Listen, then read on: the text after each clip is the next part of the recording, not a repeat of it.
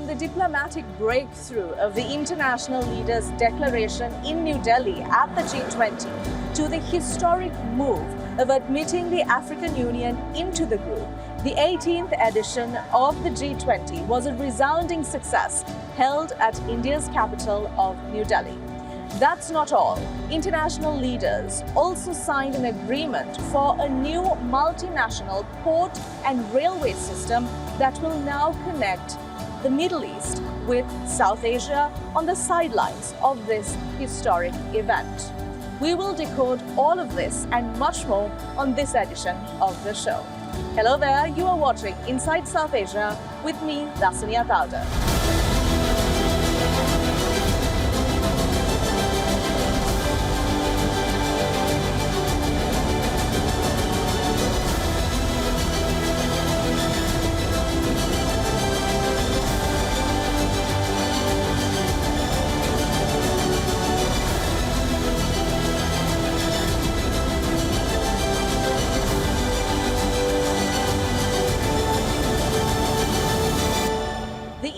Middle East Europe Economic Mega Corridor project was signed at the G20 at a time where US President Joe Biden is trying to counter the push of China's Belt and Road Initiative.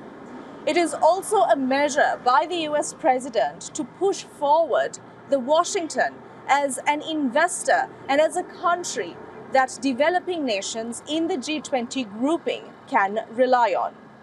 My colleague Bhairavi Singh was at the G20 and she brings you all the action that got underway at the G20. Take a look. PGII आने वाले समय में भारत, पश्चिम Asia और Europe के बीच economic integration का प्रभावी माध्यम होगा। जब हम कनेक्टिविटी का इतना बड़ा इनिशिएटिव ले रहे हैं, तब हम आने वाली पीढ़ियों के सपनों के विस्तार के बीज बो रहे हैं। This is a big deal. This is a real big deal. I want to thank you, Mr. Prime Minister. One Earth, one family, one future. That's the focus of this G20 summit. We commit to invest alongside with you on this road, and this is a very important project from Asia through Middle East to Europe to offer big opportunities and connect people. On the sidelines of the G20 summit, a major announcement: India, US, the UAE and Saudi Arabia to build a Middle East-Europe economic corridor, which would rival China's decade-old Belt and Road Initiative.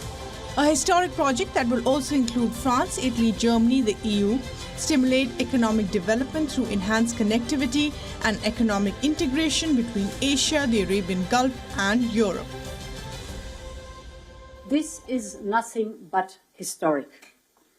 It will be the most direct connection to date between India, the Arabian Gulf and Europe, with a rail link that will make trade between India and Europe 40% faster, with an electricity cable and a clean hydrogen pipeline to foster clean energy trade between Asia, the Middle East and Europe. The IMEC will also have two separate corridors, the East Corridor connecting India to the Arabian Gulf and the Northern Corridor connecting the Arabian Gulf to Europe.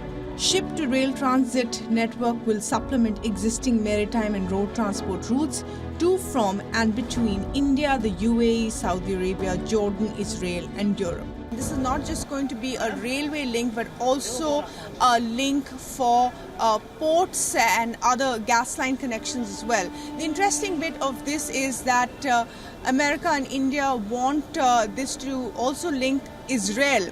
Now, Saudi Arabia and Israel have not been in the best of relationships, and America has been trying to negotiate that, given if Israel gives enough concessions on Palestine.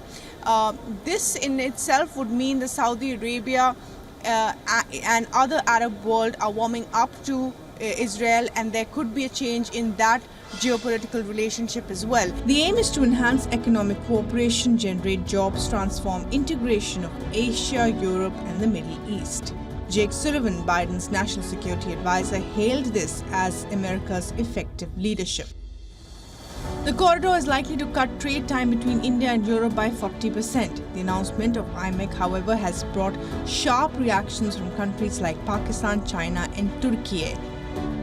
While China warned against its use as a geopolitical tool, Pakistan said it was a wake-up call for the country. Turkey, which is part of the China-backed One Belt, One Road initiative, went a step ahead to say there can be no trade corridor between the East and Middle East or Europe without Turkey. China's multi-billion-dollar Belt and Road initiative, launched in 2013, has run into several challenges. Nations are wary of its debt liability in Asia.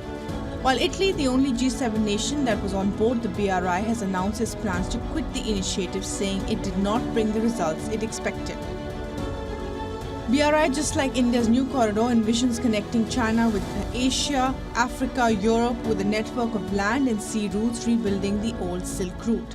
And it's also being seen as a counter to China's Belt and Road initiative, where several countries have come out in the open and criticized the debt-ridden nature of the Belt and Road initiative. In fact, Italy, which is part of the G7, has criticized it as a wicked action of the Chinese government. So clearly, America sees this also as a counter to China, this pipeline infrastructure bid by America, as well as India, UAE and Saudi Arabia. Seen as a counter to China by the West, the IMEC has the potential to transform connectivity, unlock commercial opportunities, and set new standards for financing and reshaping global routes. It also bypasses the Pakistani vortex for India and sends a message that the BRI is not the only game in town. Countries have a choice. The last few weeks have seen two top-level diplomatic visits from polar opposites, France and Russia. This comes at a time where diplomatic focus on the country has been higher than never before. Apart from looking at political clout, this is also an opportunity for Prime Minister Sheikh Hasina's government to bolster their power and prominence in the global political network. Here's more. The first French president to visit Dhaka in 33 years. Emmanuel Macron was here as part of a strategy to woo Bangladesh at a time when superpowers Russia and China and the United States are jostling for influence. Hasina inked a deal with Macron for purchase of 10 Airbus aircraft worth $3.2 billion. A letter of intent was exchanged for an Earth observation satellite system. We have a common desire to safeguard the independence of our countries, to not give in to any external pressure, and, despite all current conflicts, to basically safeguard our freedom of sovereignty. As you know, I stand up for this third way in the Indo-Pacific region, based on the respect of sovereignty and the strategic autonomy of our partners.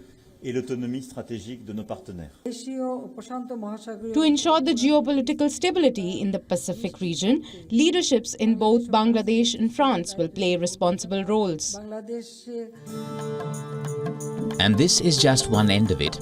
Earlier in the month, Sergei Lavrov was here, the first ever visit by a Russian foreign minister. Lavrov assured the Rupur nuclear power plant project would be completed as per schedule, besides a push to enhance imports from Bangladesh and increase supply of fuel, food and fertilizer, here countering the West's overtures topped agendas. It doesn't mean that these attempts will stop. On the contrary, I think they will intensify and we need to be ready for that. We will work with our partners in the region in order to prevent the diktat of the countries that solely wants to think about their own interests and who want to tell others what they can and cannot do. US Secretary of State Antony Blinken had come calling in May. He had spoken of a new US visa policy and ensured fairness of the electoral process in Bangladesh in polls early next year. Though not made part of the grouping, Bangladesh made an impact at the BRICS summit in South Africa, and it was the only other South Asian nation invited by New Delhi to the G20 summit.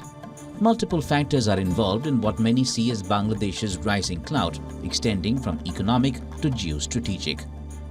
So we see while Macron was in Dhaka, Biden was in Hanoi, and then Lavrov transiting through Dhaka, and then Chinese President Xi Jinping and our Prime Minister having a bilateral meeting in Johannesburg during the BRICS summit. So all this shows that Bangladesh can be trusted as a reliable and a responsible player. And so let us, engage Bangladesh and listen what Bangladesh has to say. So I think our Prime Minister has managed our foreign policy very well. And that is why we are being sought more than any other South Asian country. I mean, of course, India is a different case altogether. But if you look at the smaller South Asian countries, I think we really are now immensely visible in the geopolitics and in a multipolar Asia and a multipolar world. Born out of East Pakistan in 1971, Bangladesh is one of the world's youngest nations. From once being called a basket case, its economic turnaround seemed an almost miraculous growth story. And now, in an increasingly divided world, Bangladesh emerges as a geostrategic identity worth having on your side. Maldivians will vote once again in the runoff elections on the 30th of September. However, poll results shown last week has brought to light that neither candidate has secured the mandatory 50% of votes needed. Besides domestic problems, the results and outcome of this election will show whether India or China will garner influence on this tiny Indian Ocean island. Here's more.